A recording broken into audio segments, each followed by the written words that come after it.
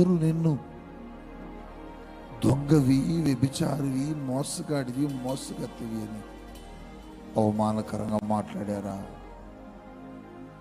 ఈ లోకంలో ఉన్న మనుషులు నిన్ను ప్రేమిస్తారేమోనని ఎదురు చూశావు, కానీ ఎక్కడ నమ్మకమైన ప్రేమ దొరకక చనిపోవాలని చాలా మార్లు అనుకున్నావు కదా.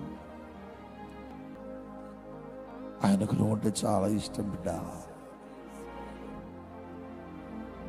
నువ్వంటే చాలా ప్రేమ.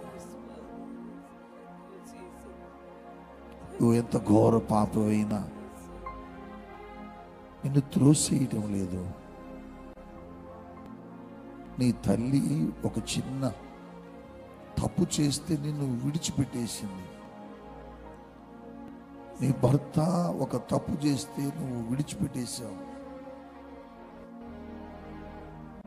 నీ ప్రేమలు నిజమైనవి కావు, కానీ నువ్వెంత పాపమైనా, ఎంత ఘోర పాపమైనా ఆయన ప్రేమ నిన్ను క్షమిస్తుంది.